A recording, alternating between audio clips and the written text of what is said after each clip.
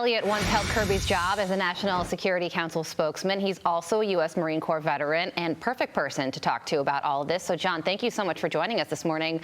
What do you make of this messaging coming from the White House regarding a pause in the war?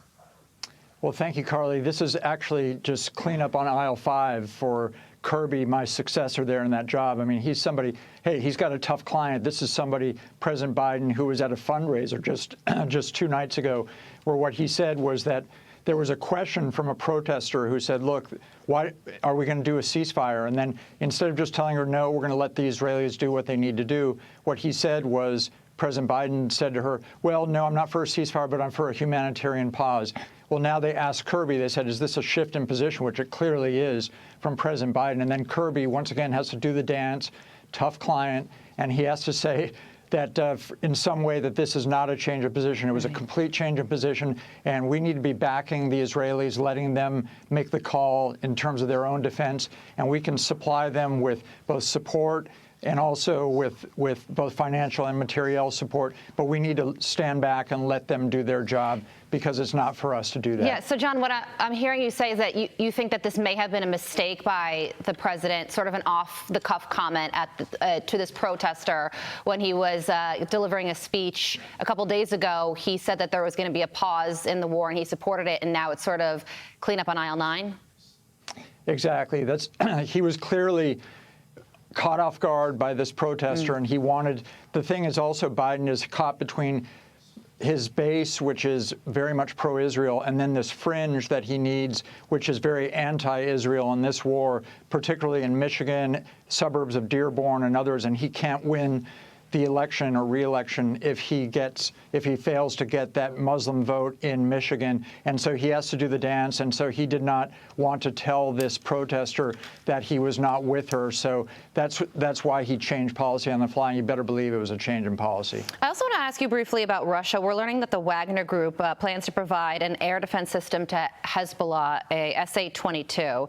This really does show that all these bad actors are interconnected, and it also adds concern to how deeply Hezbollah could get involved in this conflict. What do you think about this? Absolutely, Carly. Well, Hezbollah is already firing missiles into Israel, but what this does is the one counterattack that Israel has to deal with Hezbollah is to launch its own rockets, which are much more sophisticated than the Hezbollah rockets.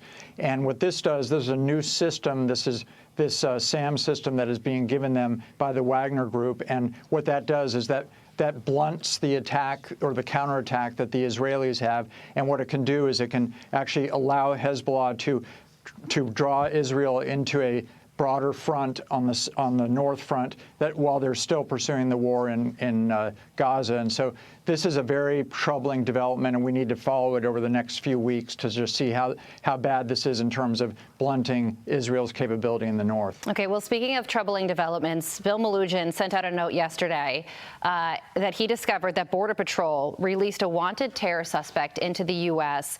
and that the feds didn't rearrest him until 2 weeks later in New York City. He's 29 years old. He's an illegal immigrant from Senegal and Mauritania who is wanted by authorities in Senegal for criminal conspiracy in relation to a terrorist organization.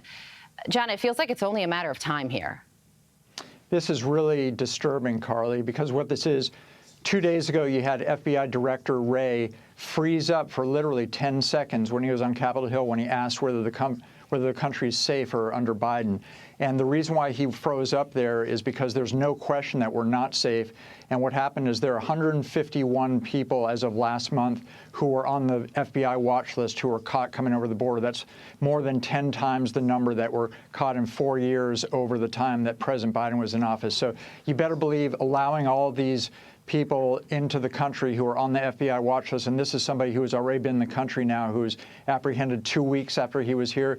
When there's so many threats to our homeland right now, this is exactly the wrong time to be letting people in a porous border, and everyone needs to be held accountable, whether it's Wray or whether it's Mayorkas or certainly Biden. Without question. It feels like we're already in phase 2 here. If there are already an untold number of bad actors in the country, the question then becomes, how do you stop them? And that's very concerning. John, we do have to leave it there. Thank you so much for joining us. I'm Steve Ducey. I'm Brian Kilmeade. And I'm Ainsley Earhart. And click here to subscribe to the Fox News YouTube page to catch our hottest interviews and most compelling analysis.